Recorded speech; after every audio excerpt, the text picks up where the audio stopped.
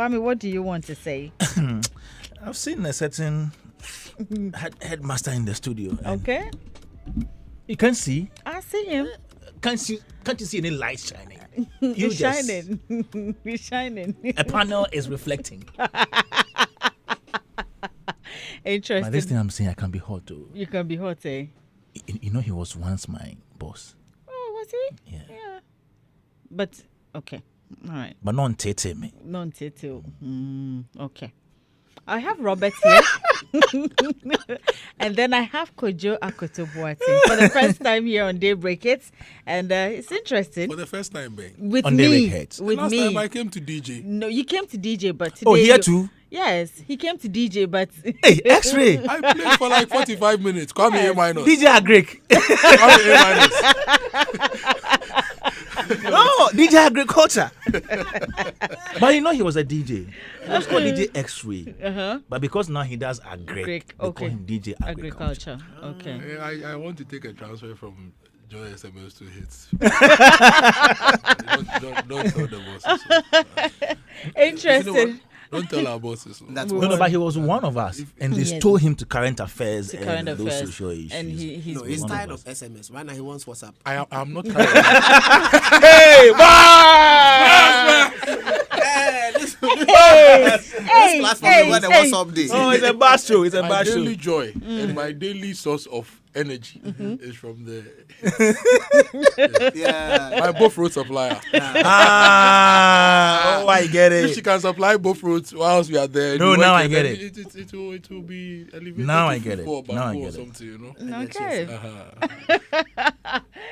Well, I'm so happy about this particular topic because, Robert, you were there recently, and you came to share really good stories of the things you saw there. That's in London. You went for a conference, and today we're discussing UK government announces £30 million investment package to drive music industry growth, and this is coming from NYDJ Live. Of course, I'm reading from his page. It says that the UK government has announced a major financial investment worth up to £30 million, that's $40 million, to help drive growth in the local industry. That's their music industry. Now, the stimulus package is part of the government's creative industry sector plan, which is due to be published in full next week in the wider government industrial strategy report. Now, the report would identify the music industry as a high-growth subsector along with film and TV, video games, and advertising and marketing. The music growth package doubles current government funding from £4.1 million per year, that is $5.49 million, to up to £10 million, that's $13.38 million annually for 3 years. And the plan seeks to help grassroots talent tour domestically and internationally and to support export opportunities. And it also highlights a significant uplift in funding for the grassroots sector to support grassroots venues and to help them platform more high potential artists. And I could go on and on and on. Please continue. There's a section where so let me just continue. The number of people employed. Yes. Okay. So amidst concerns about artificial intelligence from right holders, including Sir Elton John, the government says it will commit to ensure a robust copyright regime and support British IP with the establishment of the Creative Content Exchange. The government describes it as a trusted marketplace for selling, buying, licensing, and enabling permitted access to digitized cultural and creative assets, which will open up new revenue streams for content owners. Additionally, the plan announces that the government will broker an industry-led agreement on music streaming, including helping legacy artists to renegotiate their contracts and increasing remuneration for session musicians. And should I still go? The UK music industry is truly world-leading, home to exceptional talent, iconic venues, and live events that draw fans from around the world. Culture Secretary Lisa Nandi said, "That's why music will be a key pillar of our sector plan, with the power to drive economic growth and create good jobs in every part of our country as we deliver our plan for change. From helping artists tour internationally to supporting grassroots venues, this plan will ensure the music industry continues to thrive for generations to come. And in recent months, a number of key industry figures have expressed concern about the lack of government intervention in the sector. Many had pointed to the state of small venues and the grassroots touring circuit, artificial intelligence, and music in an educational setting. Industry board UK Music reported that the music sector's contribution to the UK economy in 2023 hit a record of that's 7.6 billion pounds, and that employees in the sector had reached 216,000.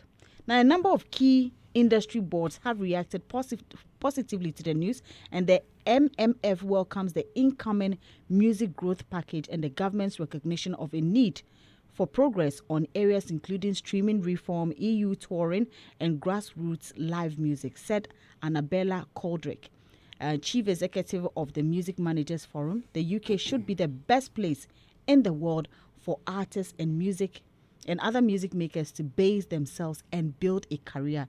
This announcement provides an opportunity to set the industry's compass towards that goal.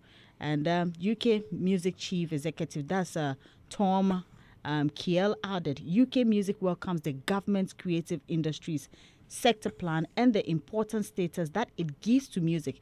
The sector plan rightly recognizes our world-beating 7.6 billion pounds music sector as an essential high-growth driving part of the creative industry. And as I said, it's on and on, but I think we've heard the most important parts, and the money I am hearing this morning is mothering. It is mothering. And as I mentioned, Robert was in the UK recently for a conference. That's the Escape, right? The Great Escape. The Great Escape. And when he came back, he shared a lot with us here. And at a point, it's not to say that it's somewhere, but I believe you saw so much. And that's why when you came, even with the summit, we discussed and we're encouraging people to come and be part of it. Yes, people came, but the people maybe we were expecting, or some of us were expecting to see, we didn't see. But people came. And I was hoping and I prayed that you continue with this summit, because there's a lot we need to see, know, hear, and be also like appreciate what we're doing here as creators. But unfortunately, it is not what we see. We're just doing what we have to do. Per this news you have heard from the UK, what does it mean? I like the part they said some rappers like us can move there. We can base there, like we can, build our careers there and all that. So yeah. So first of all, let me just say that it was fascinating to go to a first world country, where they have huge platforms for research, knowledge, push, that kind of stuff. And they've advanced really, and then you still have quite a number of people studying. Like you are already in the first world country, and then when it comes to summits to understand, or like seminars to understand what is happening within the space, they still come and learn. So for me, it's like, okay, you clearly understand the role of learning, that it never really stops, because we are an ever-changing world. The thing you just read in there, you'd realize that there's a conversation about AI and copyrights issues being like they're sort of going to revise it and put it back on track and stuff like that, give a comprehensive angle to it, which again speaks to the fact that the space is consistently changing.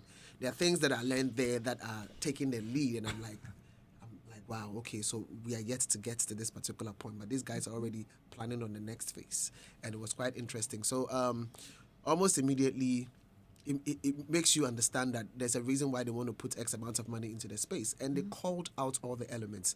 You have over 216 people being employed in the space.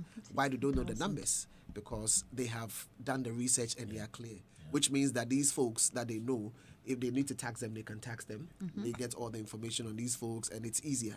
That is the reason why they can also tell us that contributing annually, they have 7.6 billion pounds being contributed, and those are the things that we need to be able to hear so clearly. We know that this is what the music industry, or the creative economy for that matter, is doing. And so almost immediately listening to these things, before I even get to the fact that the money is important, I think we need to get to that point. Every year we need to have. Right now we have the creative arts. Creative arts. The act. No. The agency. Office. Creative Arts Agency. Yes. Yeah. All of these agencies that are under the MOTAC, they need to help us to fine-tune some of these data. Like, we should be clear on how many people are within the space, and it may not be accurate, but eventually to get there, we just need to be able to do that, so we are clear about where we are going with respect to the industry. Now, we live in a country that is practicing mixed economy. And when I say mixed economy, for those who, how do I even put it? Mixed economy. So we have the centrally planned, we have the mixed economy, we have the purely capitalist angle. Okay. Or you can say the traditionalist as well. Also, that also exists. But the mixed economy simply means that you allow the free, the principles of demand and supply to determine what the nature of the market should be, and then you have government interventions as well to be able to direct things when things ought to be directed in certain ways. Again, there are things that if you leave to the general public, they will not do. So you, the government, will have to step in and then lead in a particular way. And then again, there are things that if you allow demand and supply to determine the prices, it will not work for the, like imagine like the police service is being, is on the basis of demand and supply, it won't work. So it is important for the government to select specific areas where they inject money into it. And so if we are hearing this happening for the UK, a first world country, obviously, because they have seen where the music is going and they know that there are specific problems and want to address these problems, then there are things that we can almost immediately benchmark and learn and go like, okay, this is what we ought to do. I love the fact that there's even a document. This document is available, and the plan is clean and clear, and it is shared, which makes it easier for you to follow and for you to hold people accountable. And I've said over and over again that it will be nice for us to receive a plan from the people who are within our sector. And to share the information with us so that if there are contributions people can make, they can make them. But most importantly, for us to come back to the table every 6 months and say, this is where we've gotten to, this is what is pending, this is what we need to, that kind of stuff. Just so that, people are able to be taken along, or people are taken along on the journey or where we are going to, that kind of vibe. I think that what I'm hearing about the money being pumped into the space is fantastic, and it looks like it's well thought of in terms of how it's going to be spent. Because they mentioned the grassroots, the touring aspect, local venues, so all of these things, and these are things that we need to also talk about within our space, not just the fancy things about some or all the sensational stuff. We need to get into some of these business aspects of the creative economy, just so that that kind of knowledge sharing within this particular space will also become mainstay, so to say. My 2 cents. Your 2 cents. Kojo? Well, this is good news for the UK and for Ghana. Okay. You see, art is now global, right? If there is any growth in the British music space, there is a likelihood that some elements within the African music space and the Ghanaian music space will benefit. So I think it's a good thing. It's just like any other industry. If there is growth in the oil and gas industry and there is more production, for example, then prices may drop and we don't have to buy fuel for whatever amount we buy it. So that's how I see it. But this is actually also very revealing in the sense that it shows you how people think, like Robert said. There is a grassroots music trust in the UK, right? And it was founded in 2014. Their job is to ensure that the low-hanging fruits and the smaller venues are brought together, giving support and funding to ensure that they grow artists from every level of the spectrum. Okay, so you will see Beyonce in Paris this week or last weekend having a big show. You will have the Elton Johns having the big shows. But they grew from being an artist serving 50 people, 100 people, 300 people to filling stadia, right?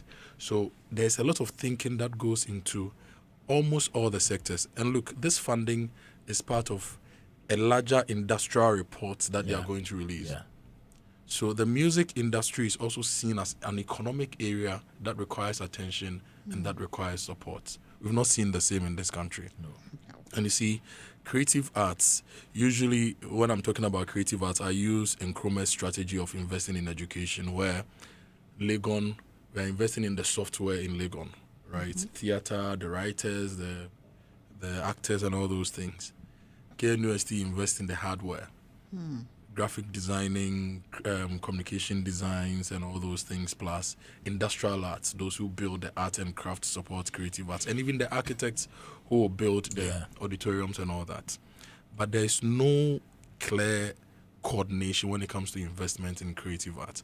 We can look at the previous government's investment, we can look at the previous government's investment, and you don't see anybody really going all out to invest in spaces. So when Kwame interviewed Rudy, Kwacha. yes, Rudy on Showbiz A A to Z, he talked about how they started or they gave life to the event space in Kumasi by organizing events at Mecklin Hotel. Yeah. A 3-star hotel, covered the pool, used the car park for events. It will shock you that even now, that was like 20 years ago, that's still one of the key venues in Kumasi for events. What? Really? Yes, and Robert Dems organize big events. These days, if you're organizing the TGMAs, all the outdoor, or all the big events, you have to do outdoor spaces. And if it rains or something happens, your event is rained off, right? We're talking about Sinaso earlier of air. Sinaso has released an album. She would want to have concerts. Where are those smaller venues, medium-scale venues, and all those things? So that at any level of the spectrum, somebody has something that supports their craft. And I'll give you some statistics for you to see how others are thinking about some of these things. Grassroots music venues that have been captured under the trust in the UK, so Scotland, England, all those 810, right? Wow. Out of this 810 for 2024, they had 19.4 million audience visits. Wow. And out of this, they organized 162,000 events. And individual artist performances, 1.48 million individual artist performances. 30,000 people employed in these venues, and a total value of the sector, 525 million pounds. Okay, and this is what it's interesting. The venues got a total subsidy of 162 million pounds to support live music. Okay, and these venues even include restaurants and other spaces that are co-opted into supporting music. So if I run the Ministry of Creative Arts or the Creative Arts Agency and anything, I'll sit down and do an inventory of the infrastructure that supports creative arts. And after doing that inventory, I'll ask myself, which ones can we improve? Which ones can we turn around? For example, within the Greater Accra region, what spaces can we strategically bring along and give them incentives to even support live events? So Fridays, I go to Jam Rock to drink. It's a great venue for events. What partnerships can we have with a place like Jam Rock so that they can host events? So if a Kwame Dazi or Kwame A- wants to organize an event, he doesn't have to pay for the event venue, but we put in place systems to ensure the event supports the artist to have events, ticketed events where the artist makes money, so many things. And the money that went into some of these things supported the construction of better stages, lighting, sound, and all those things. So most of these venues have the basic services you need to run. Not like these days, you want to have an event, then you have to think about lighting, you have to keep...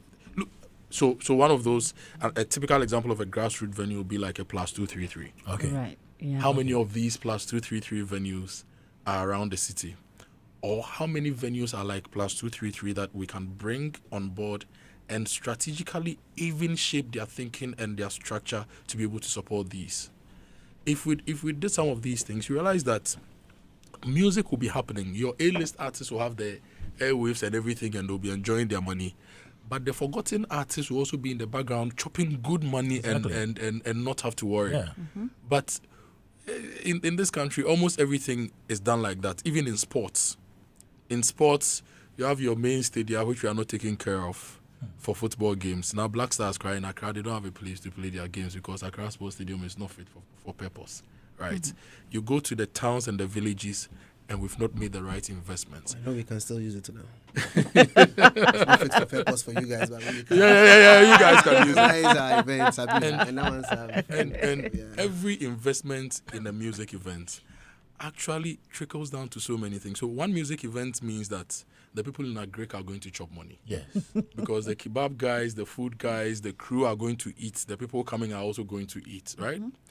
Then the fashion people are going to chop money. Because VGM is TGM is Charlie. Chance out, man. Don't worry. I mean, you know, he likes vaginas, and we like vaginas, so that's fine. Right? Nana Alpha. So that's, I mean, hello. Look, I know friends when it's getting to TGMs, they actually save money to buy their costume and their shoes and everything. So if you have 2,000 people coming and each person is spending 1,000 cedis. We spend more than 1,000. Yeah, I know. So I'm just doing the minimalist calculation. No. Like the minimalist is 2,000. Yes. So 2,000 people spending 2,000 cedis on clothing, average, that is 4 million Ghana cedis going into the fashion space. Yeah. Right? And this fashion space, surprisingly, will support transportation because there is this taxi driver who will go and pick fabric from Makola and take to this tailor here, and the tailor will finish and it will go for embroidery all here. The ride-hailing all ride-hailing hubs. Yeah. A $1 investment, they always say that a $1 investment in creative arts returns $10 because there is this catalytic effect that $1 will have on different things. So we need to set up. I've been looking at the budget for the Ministry of Tourism, Creative Arts and Culture. Charlie, it is small. How much is it? I think it's a little over 100 million Ghana cedis. It's too small because couldn't it also be because, you see, when you mentioned the grassroots stats, you mentioned the number of venues available. You mentioned the number of people employed with each particular venue times the number of venues. And then, you know, so like they have stats which basically supports why a particular dollar or a dollar times 10 should be invested. Don't you think it's one of the key things we need to be able to do within our space? That's the same. That was the first thing I said, actually, that if I manage that sector, I would have my people sit down and do an inventory of everything we need, from infrastructure to support services and everything. Sometimes you think that we don't have the venues and the infrastructure, but you take the inventory and then you ask yourself, how can we turn around or reuse the space to support the industry? It may need a tweak here or there to make it happen. Then you work with the relevant agencies to make it happen. For example, Adenta, there is no better event space in Adenta for concerts, right? But if I manage that space, you see the Metro Mass Transit Station they've built there at the Maya Hot Junction. They have huge parking space, they have everything, and DVLA has even moved there. So if I'm an Adenta-based artist like the guy who did showbiz-related to Araba Loss and Adenta housing. And I wanted to organize an event in Adenta. That place could be a venue. What can the ministry do with the assembly? We find vendors within the system who we can support to get the work done. The Adenta Rory Road, nicely asphalted road.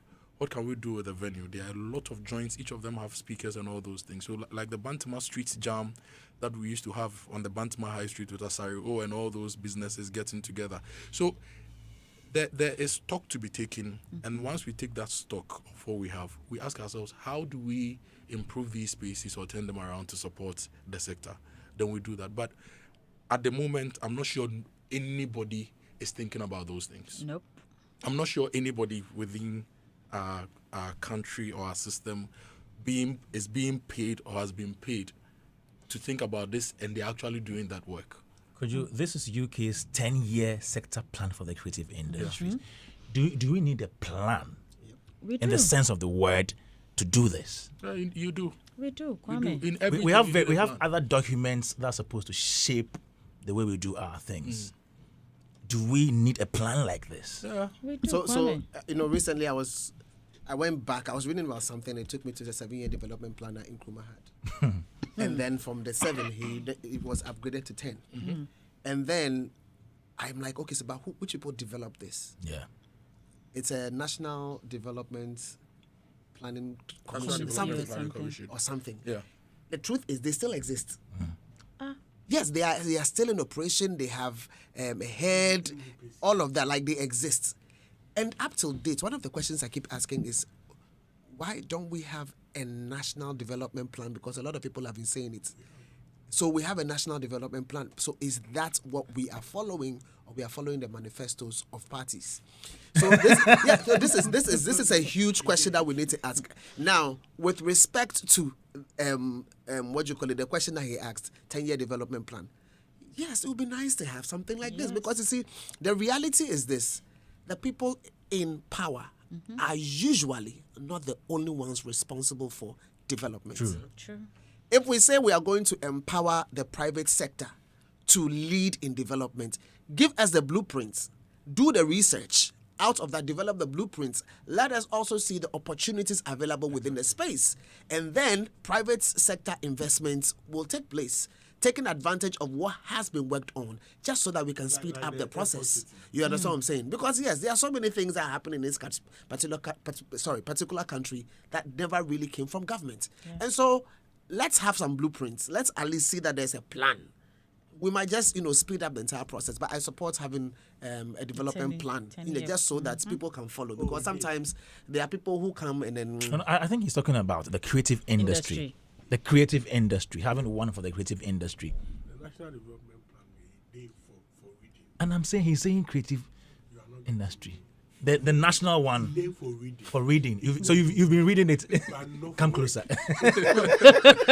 Okay, so No day for work. So the thing with the NDPC is that we've gone through different phases when it comes to national development. The last big conversation we had about national development plan or a framework was the 40-year national development framework. Unfortunately, the political actors really have not paid attention to it. But this is what I think. Every country has a framework or a target. So Ghana, we want to, let's say in a showbiz or creative art space, we say we want to increase the value of the sector to $5 billion in 5 years by investing in music, in this and that and that and that. So that's the target. Yeah. So if you have a target like that and a framework or a plan, if NDC comes to you to ask you for your votes, they need to explain how they are going to hit that target of 5 billion. Sure. If NPP comes, they need to explain how they are going to. But we don't have that. So everybody comes and everybody They comes tell with us their what own they plans. want to Okay. do. In a Greek, for example, where I play a lot these days, we have a target of hitting $5 billion when it comes to non-traditional exports.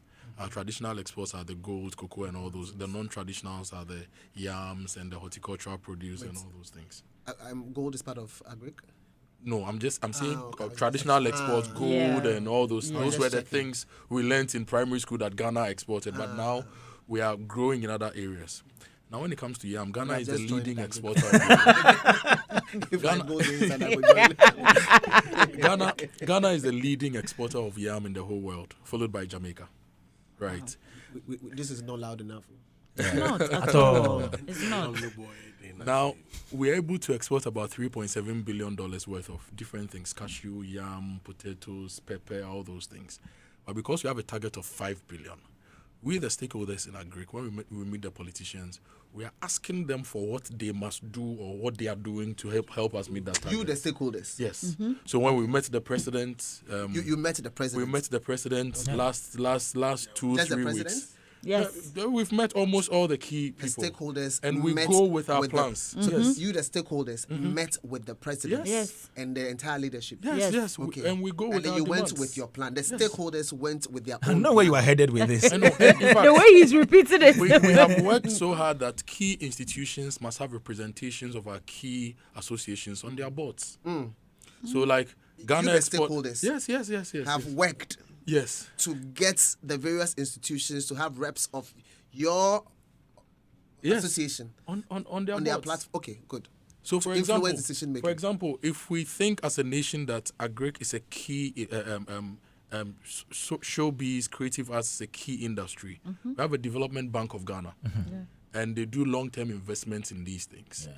If we've made the sector a key sector, you should be able to move for your people to sit on the board to enable them to have a say in the strategic direction of development bank, so that the spend of development bank, some will come to the sector. You see the whole thing. So this is you, the stakeholders.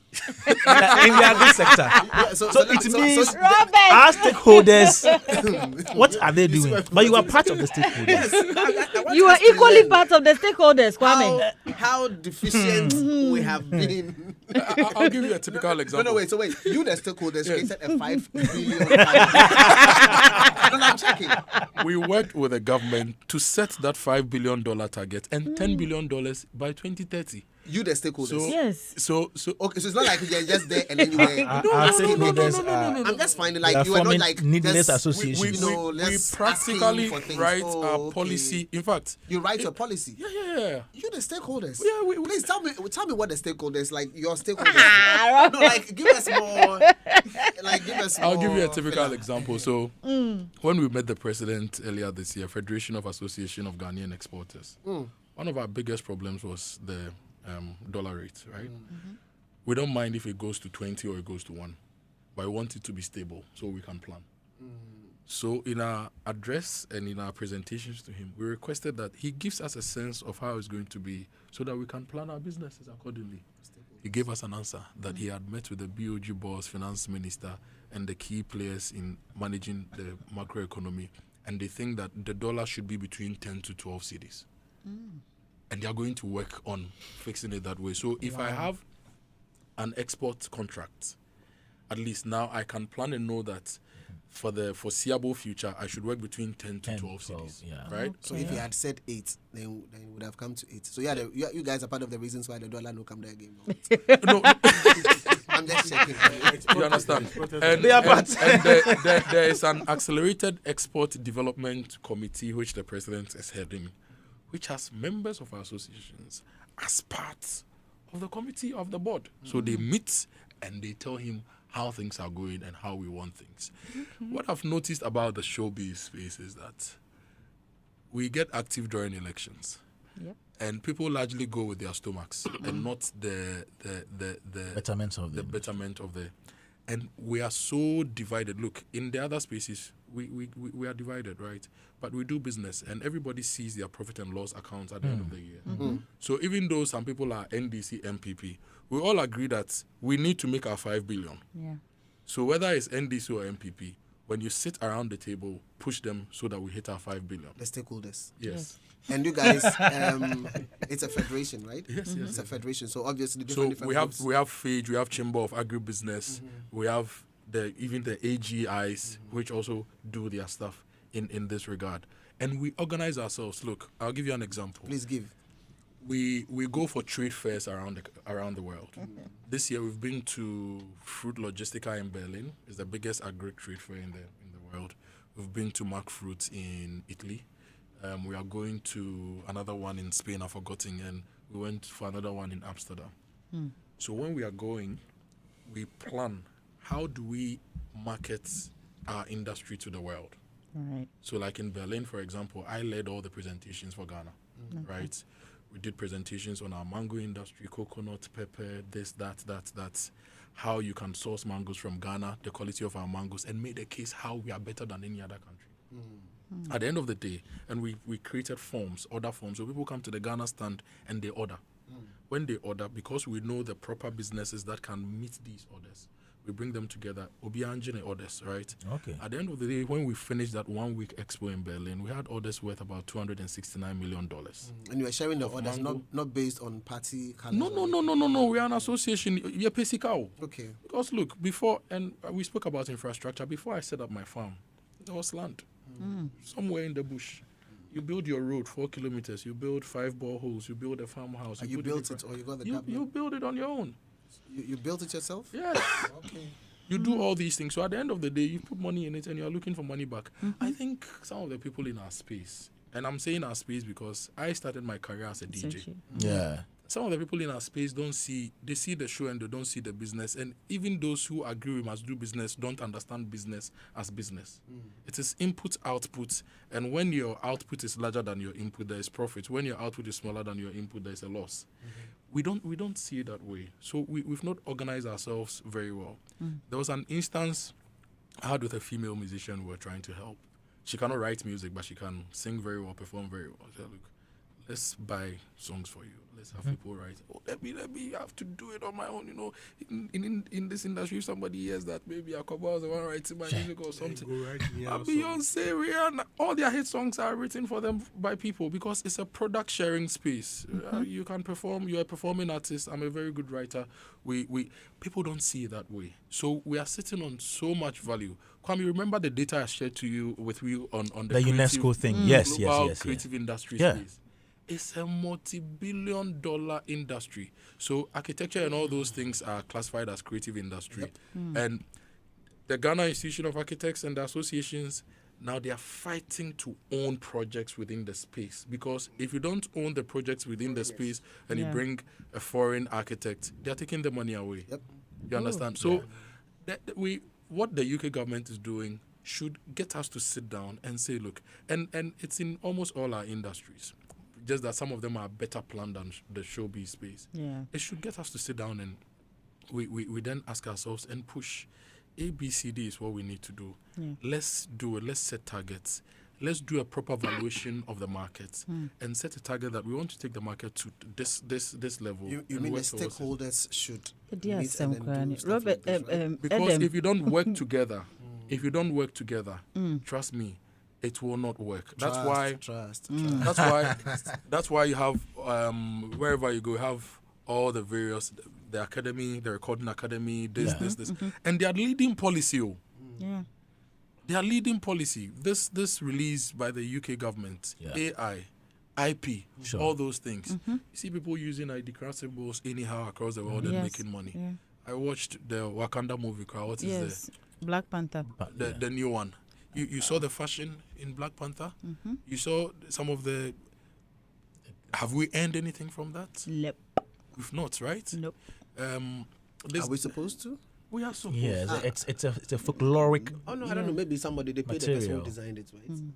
It's a folkloric material. So I think there was a controversy. Maybe South Africa benefited. Maybe it's a conversation we can have. But somebody you It paid came up. somebody to give you clothes, It came up. and the person gave you that. Yeah. Then you say, "I can pay something." Am I supposed There's to? a value assigned to Or everything. we need to There's understand that space. There's a value assigned to every intellectual property, but we don't do it.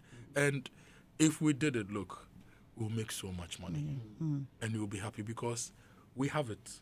Ghana, we have it. Look, I don't even know if any musician in the past 10 years has been able to get a loan from a bank to fund their activities, their projects. We are even scared. If you go for it, can you afford to pay back? Can they afford to pay back? But we should be able to have a grant in place. The last time we were having a conversation on the Super Morning Show with Kojo and Winston, and I was like, the media even needs a grant in place so that you can tap into that grant to do awesome stuff. Okay. Poitra Santoa and a few other people are helping our female creatives, and it's not money from Ghana. Another person's government has taken taxes and they put in place grants. There are residential fellowships and all those things that people, and you see the whole thing. You think that those people, they are crazy. They will spend some $80,000. You come, you exchange ideas, and their industry picks some of those ideas, refines them, and makes better value. Let me quickly ask you though. So run us through, when you say there are people like the stakeholders, are they just the farmers, or who are the other people that make up the stakeholders within the ecosystem Robert, that you're describing? I really want us to continue this conversation. Time Time is almost up. Like we have just we have just 6 minutes to wrap up. We could actually continue. Kojo, I think you should come back. Let me take Edem's submission. If you promise to keep the team flowing. Yes. Oh, it will come. Yes, let me take Edem's submission, and yes, Edem. Yeah, I think that there is a need for some robust measures. I mean, it shouldn't be just normal talk, because if you look at the executive summary of the Creative Art Plan for the UK. I mean, they make some profound statement, and it states that the creative industries are an economic success story. They are a major UK employer, exporter, and a pool for inward investment. They drive innovation and productivity, improve our living standards, and drive growth in wider economy. They create good jobs across the country, shape the way we talk about ourselves as a nation, and are the face and voice of our reputation abroad. In short, they play a unique role in both an economic and social sense, and they are the heart of our industrial strategy and our growth. I mean, it tells you how the country sees the creative sector. And I've always said that if you look at Ghana Poverty Reduction Strategy 1, GPRS 2, if you look at the document, it talks about the creative are being a major source of employment creation. So if we, as a country, we are talking about, everybody is talking about job creation, and a sector which is a major source of job creation doesn't find itself in the ways the political parties are going to create job, then it's worrying. Because, I mean, interestingly, it's also a sector where you do not need a lot of qualification, especially there are certain areas, the specialities do not require too much certification in getting, and as a result, it's able to even employ those who are the lower side of the population. So we really need to, I mean, if we really mean what we say about job creation, we really need to pay attention to the sector so that at the end of the day, as a country, we'll be able to look at what their executive summary is saying. And that is the true picture. If you go to America, if you go to everywhere, that is the role the creative art is playing. Until we see it as that, it will always be a talk shop. Interesting. And this is where time will permit us. As I said, tomorrow, please, Robert, come back. Kojo, please come back tomorrow. Eden, please come back tomorrow. Sure. Kwame, me and you, we don't have anywhere to go. Yes, Come please. back to I would want us to continue this conversation tomorrow because just like Come Robert back was to saying, me. Robert wanted to know more about the stakeholders. Yeah. So I think that would be another one. We Robert can will come. Yes, Kojo will Kojo come. come. Yes. Kojo brought some light into the studio. Yes, he But did. you've seen it. Yeah. He brought some light. Panel. Yes, I'd Adam. like to say happy Second belated August. birthday to Elizabeth. Elizabeth, your daddy, Joven Property says he loves you to the maximum. Daddy and mom say grow up to be an amazing woman. So happy belated birthday to you, Elizabeth, and from your mom and dad. Will it be on Are you 2nd August? Your mom and dad. No, he's the mom. No, I mentioned it. So you say 2nd August. They will be there as well. I'm confused.